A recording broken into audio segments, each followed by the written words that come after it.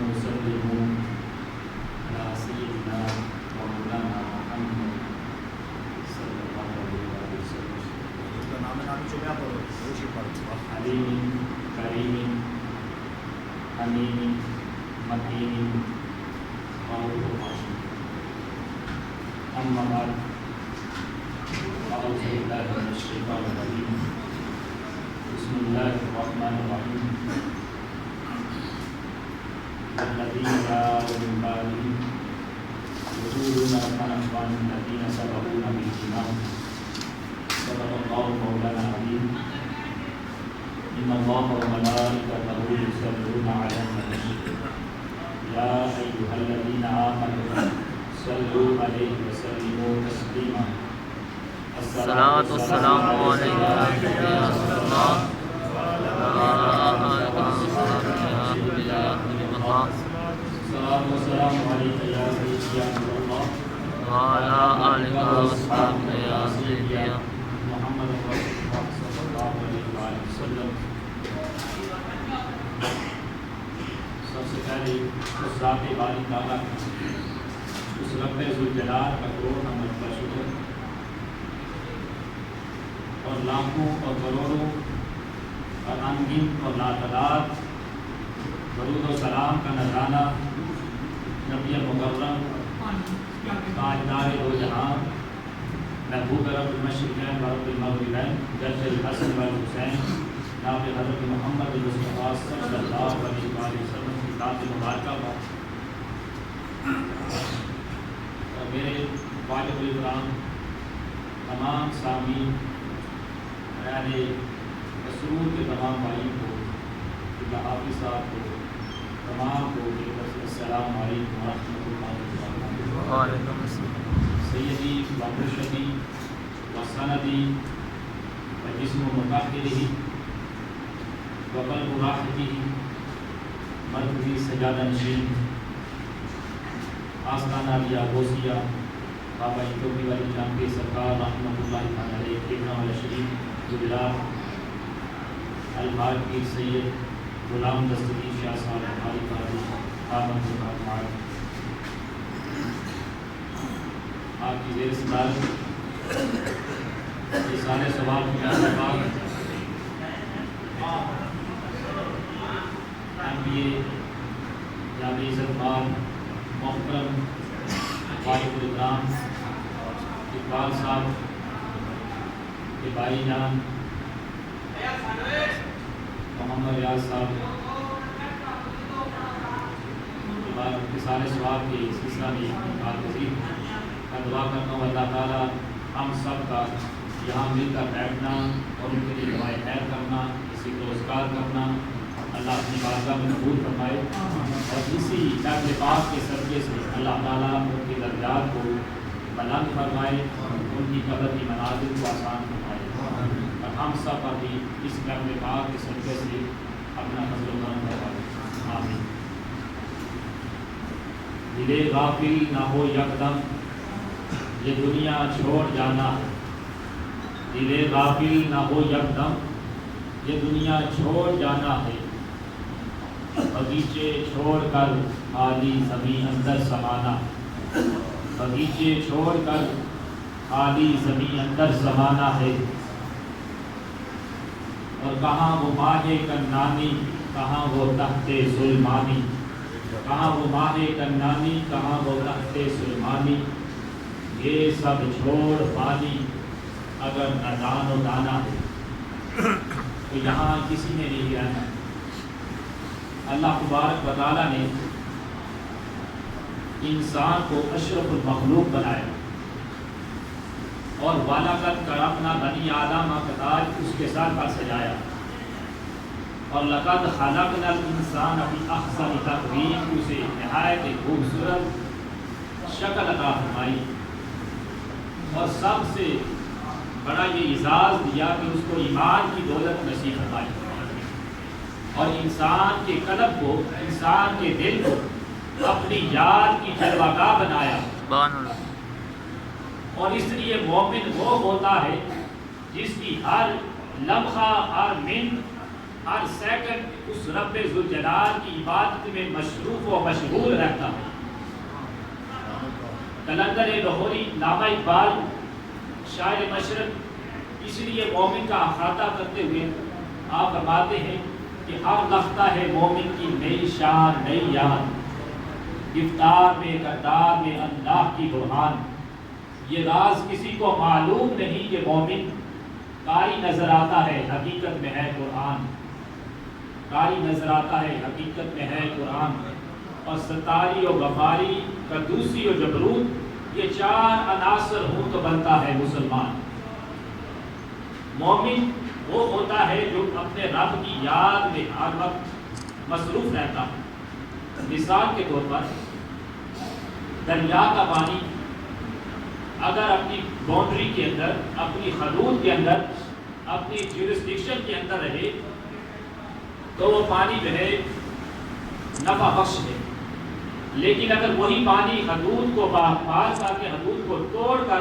اپنی باؤنڈری سے باہر نکل آئے، جیورسڈکشن سے باہر نکل آئے، تو پھر کیا ہوتا ہے؟ وہ سیلاب کی شکل میں انسانیت کے لیے وبال جان بن جاتا ہے۔ اسی طرح اللہ تعالیٰ نے یہ فرمایا ہے کہ میرا بندہ جو میری حدود کے اندر رہتا ہے اور میری حدود کے اندر رہ کر اپنی زندگی کو بسر کرتا ہے، پھر وہ متقین بن جاتا ہے، پھر وہ میری بارگاہ میں مقبول بن جاتا ہے، میری بارگاہ میں وہ صالحین کا درجہ پا جاتا ہے، اور پھر میں اس کو اپنا دیدار الہی نصیب فرماتا ہوں۔ سبحان اللہ۔ لیکن اگر بندہ میری قائم کردہ حدود و قیود کو توڑے، ان کو پامال کرے، تو پھر کیا ہوتا ہے؟ وہ شیطانی رنگ اختیار کر لیتا ہے اور انسانیت کی اس سے نفرت کرتی ہے۔ نہ جانے کیوں ہم بھول چکے ہیں کہ آقا علیہ الصلوۃ والسلام نے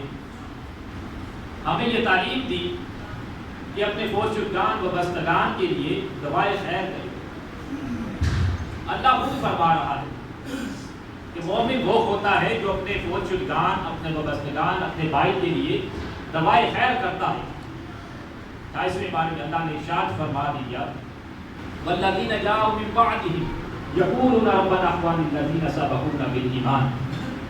کہ ان میں سے بعد میں آنے والے لوگ یہ دعا کرتے ہیں اس رب ذوالجلال سے کہ باری تعالیٰ ہماری بخشش فرما اور ہمارے ان لوگوں کی بھی بخشش فرما جو ہم سے پہلے گزر چکے ایمان اور سلامتی کے ساتھ۔ اب مومن وہ ہوتا ہے جو اپنے دوسرے مومن بھائی کے لیے خیرات طلب کرتا ہے، دعائے خیر کرتا ہے۔ آقا علیہ الصلوۃ والسلام نے یہ حدیث پاک ماجہ شریف میں، مشکوٰۃ شریف میں آتی ہے، آقا علیہ الصلوۃ والسلام کی حدیث پاک ہے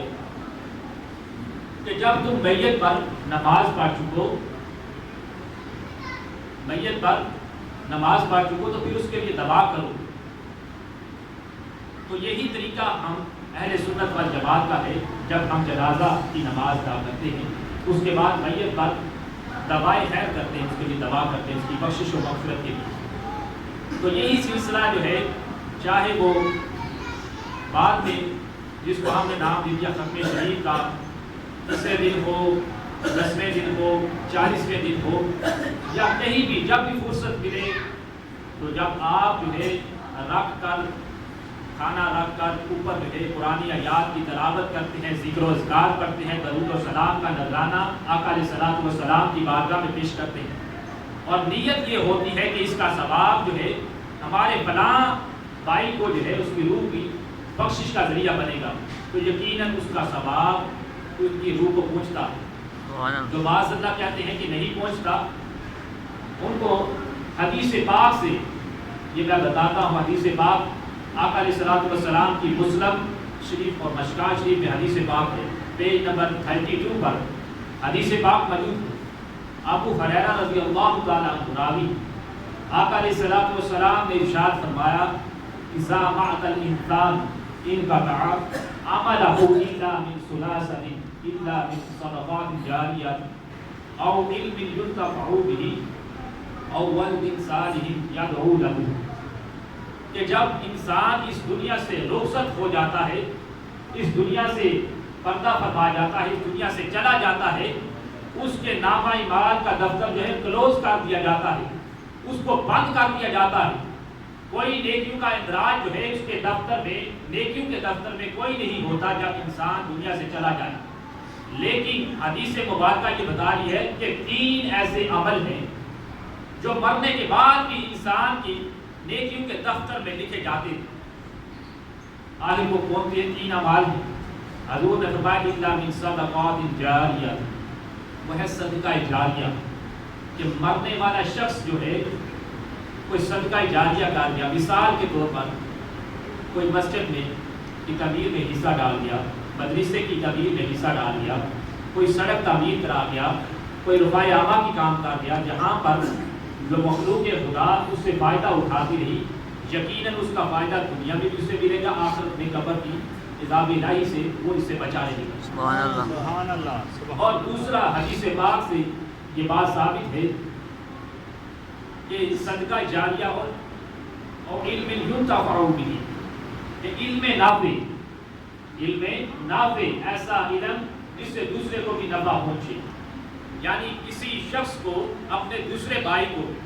کوئی ایسا علم سکھا دیا، کوئی ایسا ہنر سکھا دیا، کوئی ایسے کام بتا دیا، کوئی ایسی بات بتا دیا جس پر مرنے کے بعد وہ شخص اس کی نجات کا باعث بنے گا۔ جب تک جس کو اس نے بات بتائی تھی، ہنر سکھایا تھا، وہ کام کرتا رہا، اس سے نفع حاصل کرتا رہا، اس کو پرافٹ حاصل ہوتا رہا، تو پھر جو ہے اس کا جو سارے ثواب ہے اس کو قبر کی بخشش کا ذریعہ اس کا بنے گا، اس کی بلندی درجات کا ذریعہ بنے گا اس شخص کی جس نے اس کو اپنے بھائی کو کوئی کام سکھایا تھا، کوئی پتے کی بات بتائی تھی، ہنر سکھایا تھا۔ تو جب تک وہ بندہ جس نے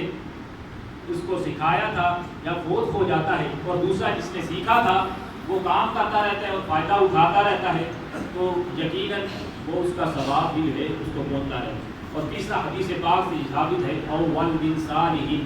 یدعو لہ، کہ تیسرا جو ہے جب نیکیوں کا دفتر کلوز ہو جاتا ہے تو پھر بھی سارے ثواب جو ہے اس کی بخشش اور بلندی کا ذریعہ جو بنتا ہے، تیسرا وہ ہے اولاد صالح، صالح اولاد۔ آقا علیہ الصلوۃ والسلام نے فرمایا کہ اولاد صالح ہو اور باپ کے حق میں جو دعا کرتی ہے اس کا فائدہ بھی ان کے والدین کو پہنچتا رہتا ہے۔ اسی طرح حدیث پاک میں آقا علیہ الصلوۃ والسلام نے، یہ حدیث پاک ہے حضرت ابو سعید خدری رضی اللہ تعالیٰ عنہ، شرح صدور کا نام، آپ نے فرمایا یتبع الرجال یوم القیامۃ من الحسنات الامثال الجبال فیقول انی ھذا ویقال باستغفار والدیک، کہ ایک شخص قیامت کے دن کھڑا ہو جائے گا، عرض کرے گا باری تعالیٰ میرے یہ نیکیاں یہ جو مجھے نظر آ رہی ہیں یہ پہاڑوں کی مانند ہیں، یہ پہاڑوں کی مثل مجھے نظر آ رہی ہے، اس کی کیا وجہ ہے؟ تو اللہ تبارک و تعالیٰ اسے فرمائے گا اے میرے بندے، یہ تمہاری نیکیاں جو تمہیں پہاڑوں کی مثل نظر آ رہی ہیں، یہ اس کی وجہ یہ ہے کہ جو تو پیچھے اولاد صالح چھوڑ آیا تھا اس نے تمہارے حق میں مغفرت کی دعا کی تھی، اس مغفرت کی دعا کی وجہ سے آج تمہیں نیکیاں جو ہے پہاڑوں کی مثل نظر آ رہی ہیں۔ اور اسی طرح حدیث پاک میں آتا ہے، حضرت ابو ہریرہ راوی ہیں، فرماتے ہیں کہ آقا علیہ الصلوۃ والسلام نے فرمایا ان اللہ یرفع درجات، کہ اللہ تبارک و تعالیٰ کی بارگاہ میں ان اللہ یرفع درجات للعبد الصالح فی الجنۃ فیقول یا ربی انی ھذا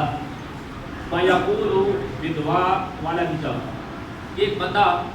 اس کو قیامت کے دن اعلیٰ سے اعلیٰ مقام جنت میں ہوگا، لیکن اعلیٰ مقام وہاں پہ دیا جائے گا، وہ بھی عرض کرے گا کہ باری تعالیٰ یہ میرا مقام تو یہ تھا، میرا مقام یہ کیسے ہو گیا؟ تو اللہ تبارک و تعالیٰ عرض کرے گا، فرمائے گا اس سے کیا میرے بندے جو تو اولاد چھوڑ آیا تھا اس نے تمہارے حق میں مغفرت کی دعا کی ہے، دعا کی برکت کی وجہ سے تمہیں جو آج یہ مقام رتبہ اور بلندی دی جاتی ہے، ایک مقام سے دوسرے مقام پر جو اعلیٰ ہے بھی ہے، وہاں پر پہنچایا گیا کہ یہ تمہارے صالح اولاد کی دوا کی برکت کی وجہ سے. تو پتہ یہ چلتا ہے حدیث پاک سے کہ اولاد صالح ہو اور ماں باپ کا ختم دلائے ان کے جانے کے بعد بھی ان کے لیے دعا کرے. یہاں پر کوئی احسان نہیں, ہم ماں باپ کا احسان نہیں اتار سکتے ساری عمر, لیکن ہمارا فرض ہے جب ماں باپ زندہ ہوں تب بھی ان کی یہ دعا کریں, ان کے لیے دراز عمر کے لیے دعا کریں, ان کی صحت کے لیے دعا کریں. تو جب دنیا سے رخصت ہو جائیں تو پھر بھی ان کے لیے دعا کریں, دعائے خیر کریں, اس طرح کی اثار ثواب کی ان کی محفلیں سجائیں. تو یہ صدقہ و خیرات ان کا کریں تو یقیناً اس کا ثواب جو ہے ان کی مغفرت و بخشش کا ذریعہ بنتا ہے. سبحان اللہ. حدیث پاک میں آتا ہے آقا علیہ الصلوۃ والسلام کے دور میں کے زمانہ میں آپ صلی اللہ علیہ وآلہ وسلم کی ایک شخص جس کا نام تھا آس بن وائل, وہ فوت ہو گیا اور فوت ہونے سے پہلے اس کے 2 بیٹے تھے. اس نے یہ فوت ہونے سے پہلے وصیت بھی کرتا گیا اپنے بیٹوں کو. ایک کا نام خشام تھا, دوسرا کا نام عمر تھا. وصیت یہ کی اس نے اپنے بیٹوں کو کہ جب میں فوت ہو جاؤں میرے مرنے کے بعد تم نے 100 غلاموں کو آزاد کرنا ہے, 100 غلاموں کو آزاد کرنا ہے. جب وہ فوت ہو گیا اب وصیت کے باپ کی وصیت پر عمل کرتے ہوئے جو بیٹا تھا خشام اس نے 50 غلام آزاد کر دیے. اب دوسرا بیٹا جس کا نام تھا عمر اس نے کہا کہ میں 50 غلام اس وقت تک آزاد نہ کروں گا جب تک آقا علیہ الصلوۃ والسلام سے یہ بات نہیں پوچھ لے گا. وہ بات کیا تھی؟ پوچھنا یہ تھا کہ یا رسول اللہ صلی اللہ علیہ وآلہ وسلم کیا میں جو باپ نے وصیت کی تھی کہ تم 100 غلام آزاد کرنا, میرے بھائی نے آزاد کر دیے 50 غلام, اب رہ گئے 50 غلام میرے حق کے, کیا میں اپنے حق کے 50 غلاموں کو آزاد کروں تو اس کا ثواب جو ہے میرے باپ کی مغفرت کا ذریعہ بنے گا, میرے باپ کی قبر کو روشن کرے گا, میرے باپ کی قبر کو نورانیت سے بھر دے گا. تو حضور علیہ الصلوۃ والسلام کی بارگاہ میں وہ عمر آیا اور کہنے لگا کہ یا رسول اللہ صلی اللہ علیہ وآلہ وسلم, یا رسول اللہ یہ بتائیں کہ اگر میں باپ کی وصیت پر عمل کرتے ہوئے 50 غلام اپنے حق کے اپنی باپ کی مغفرت و بخشش کے لیے آزاد کروں, کیا اس کا ثواب میرے باپ کی قبر کو جو ہے عذاب الہی سے بچائے گا, میرے باپ کی درجے درجات کا باعث بنے گا, مغفرت کا باعث بنے گا. تو پھر آگے حضور علیہ الصلوۃ والسلام کا جواب سنیے کہ آقا علیہ الصلوۃ والسلام نے کیا ارشاد فرمایا. حضور علیہ الصلوۃ والسلام نے فرمایا وقال رسول اللہ صلی اللہ علیہ وآلہ وسلم لو کان مسلما فاعتقتم عنہ او صدقتم عنہ او حججتم عنہ بلغہ ذلک. ہاں ثواب پہنچتا ہے لیکن شرط یہ ہے کہ وہ بندہ جس کو تو سارے ثواب کر رہا ہے وہ کلمہ گو ہو, وہ مسلمان ہو. مسلمان کو ثواب پہنچتا ہے. یہ حضور علیہ الصلوۃ والسلام کا ارشاد پاک ہے. اور حضور نے فرمایا ارشاد کہ مسلمان جو ہوگا اس کو سارے ثواب اگر تم کرو گے, اس کے لیے غلام آزاد کرو, چاہے اس کے نام کا حج کرو, صدقہ خیرات کرو, یہ تمام اس کی بلندی اور درجات کا باعث بنے گا. اب وہ لوگ جو نعوذ باللہ معاذ اللہ یہ کہتے ہیں اس طرح کی سارے ثواب کی محفلیں بدعت ہے, شرک ہے, حرام ہے, اس سے گناہ ہوتا ہے, تو کیا ان کے جو وابستگان یا فوج شدگان جو ہو جاتے ہیں یا نعوذ باللہ وہ مسلمان نہیں؟ اگر مسلمان ہیں تو پھر حدیث پاک آقا علیہ الصلوۃ والسلام کی یہ واقعہ طور پر ارشاد فرما رہی ہے کہ مسلمان کو تو سارے ثواب ہوتا ہے, اس سے ان کو عبرت حاصل کرنی چاہیے. اور پھر بڑی مشہور حدیث پاک کی جب حضرت سعد بن عبادہ رضی اللہ تعالیٰ آپ کی والدہ مائندہ فوت ہو جاتی, آپ سیدھے آقا علیہ الصلوۃ والسلام کی بارگاہ میں پیش ہوتے ہیں, عرض کرتے ہیں کہ یا رسول اللہ صلی اللہ علیہ وآلہ وسلم, فقال یا رسول اللہ صلی اللہ علیہ وآلہ وسلم ان عمی فاعتت فایون صدقات افضل وقال الماء. پوچھتے ہیں کہ یا رسول اللہ صلی اللہ علیہ وآلہ وسلم میری والدہ مائدہ کا انتقال ہو گیا ہے ان کے لیے کون سا صدقہ کروں جو افضل ہے؟ فرمایا قال الماء، فرمایا تم پانی کا صدقہ کرو، یہ سب سے افضل ہے۔ سبحان اللہ۔ تو انہوں نے کیا کیا؟ وقال هذه لأم سعد، انہوں نے کنواں کھدوایا اور کھدوا کر اس کو وقال هذه لأم سعد، اس کو اپنی والدہ مائدہ ام سعد کے نام پر کر دیا کہ یہ میری ماں ام سعد کے لیے، ان کی بخشش و مغفرت کے لیے، ان کے سارے ثواب کے لیے۔ تو پتہ یہ چلتا ہے کہ اگر مرنے والے خاندان میں سے آپ جتنے حضرات آئے ہیں، اس حدیث پاک سے اگر آپ کو پانی بھی پلاتے ہیں اور نیت یہ ہوتی ہے اس کا ثواب ہمارے فلاں شخص کو پہنچے، اس کا ثواب اس کی شخص کو پہنچے گا، اس کی بلندی و درجات کا باعث بنے گا، اس کی مغفرت کا باعث بنے گا۔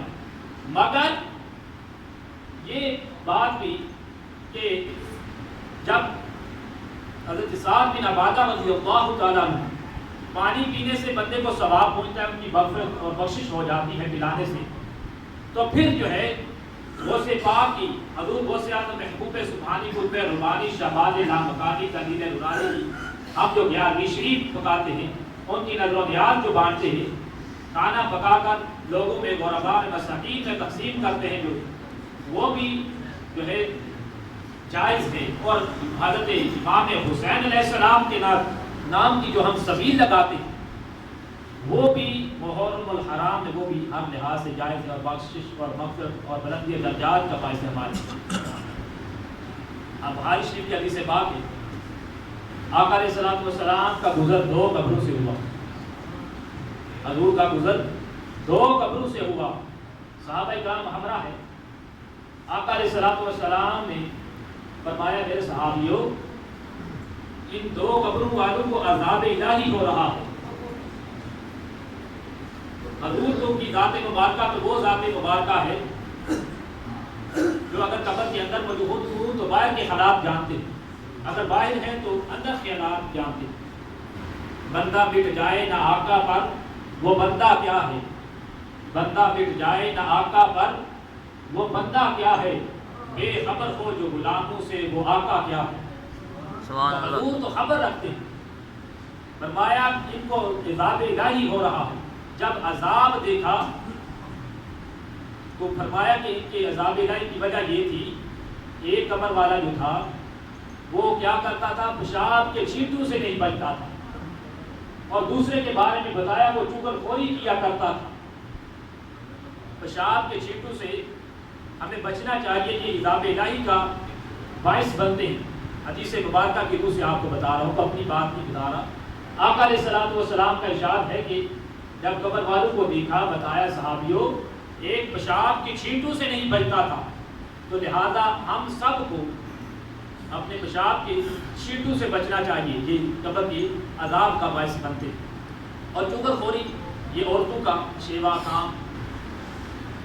ایک کو بات بتاتے ہیں، دوسری کو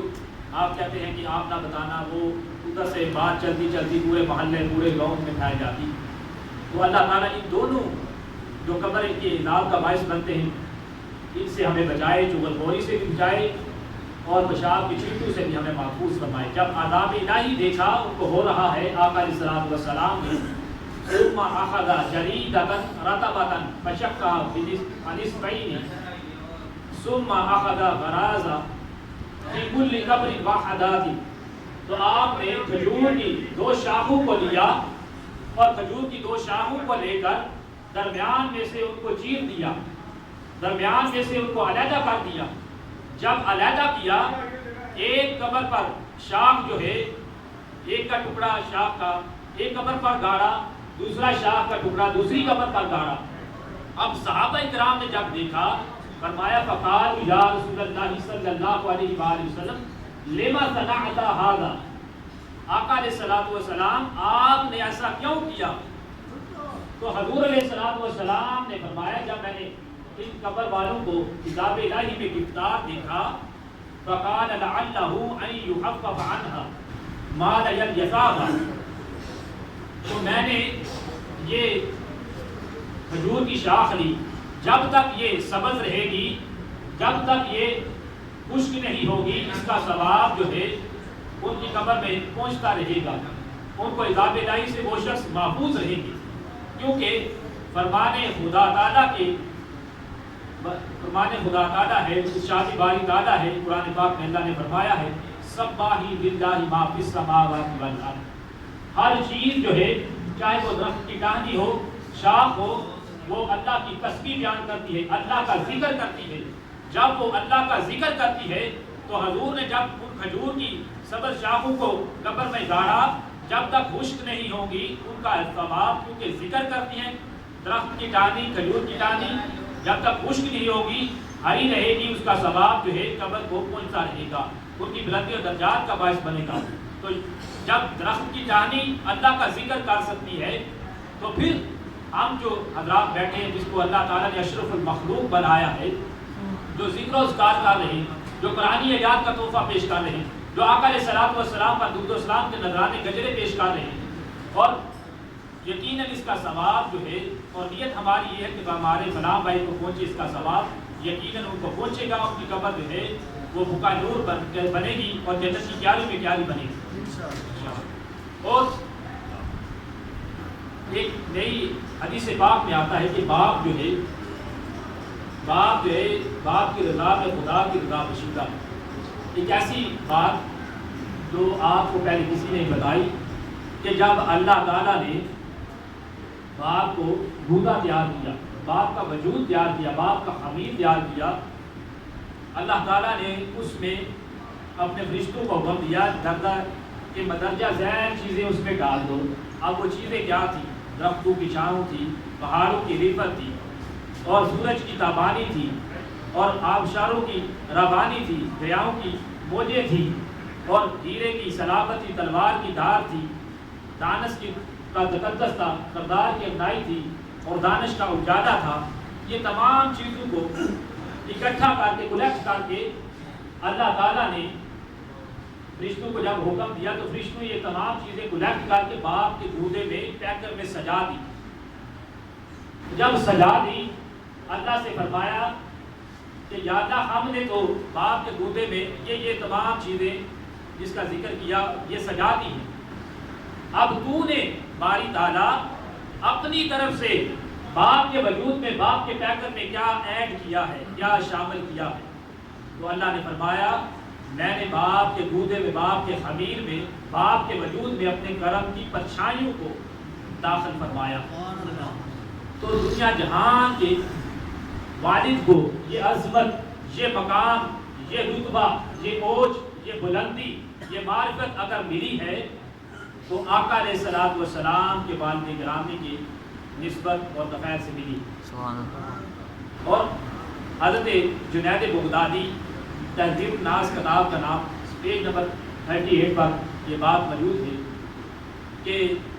آپ فرماتے ہیں کہ میرا ایک مرید صادق تھا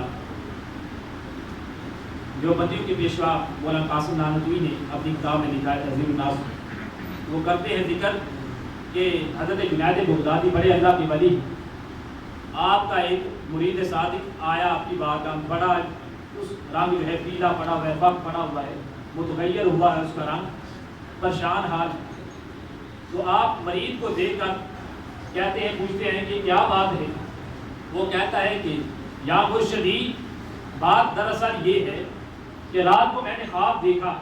اور خواب میں کیا دیکھتا ہوں کہ اپنی والدہ ماجدہ کو عذاب الہی میں دیکھتا ہوں، ان کی پکڑ ہو رہی ہے اور وہ دوزخ میں جا رہی ہے، یہ دیکھا خواب۔ تو حضرت جنید بغدادی آپ نے روایت میں آتا ہے 1,75,000 مرتبہ 1,75,000 مرتبہ آپ نے کلمہ طیبہ لا الہ الا اللہ محمد رسول اللہ اس کا ذکر کیا 1,75,000 مرتبہ، اور دل ہی دل میں کہا کہ یا اللہ جتنا میں نے یہ کلمہ طیبہ پڑھا اس کا ثواب میرے فلاں مرید کی والدہ کو میں نے بخش دیا۔ اب دوسرے دن پھر وہی مرید صادق آپ کی بارگاہ میں آیا اور بڑا ہی حشاش بشاش خوش نظر آ رہا ہے۔ تو آپ نے پوچھا کہ کیا ہے بات ہے، آج بڑا خوش نظر آ رہی ہوں؟ تو کہنے لگا کہ یا مرشد بات دراصل یہ ہے، آج میں نے پھر خواب دیکھا یہاں دیکھ رہا ہوں کہ میری ماں جو ہے وہ جنت میں تکیہ لگائے بیٹھے ہوئے اور عذاب الہی سے بچ گئی اور جنت کی میں جو ہے اعلیٰ سے اعلیٰ اس کو مقام ملا ہوا۔ تو ان تمام قرآن مجید اور احادیث پاک سے یہ پتہ چلتا ہے کہ اپنے وابستگان فوج شدگان کی بلندی درجات ان کی مغفرت اور بخشش کے لیے اگر ہم یہ اس طرح کی سارے ثواب کی محفلیں سجائیں گے، درود پاک ذکر و اذکار کریں گے تو اس کا ثواب جو ہے نیت ہماری یہ ہوگی اس کا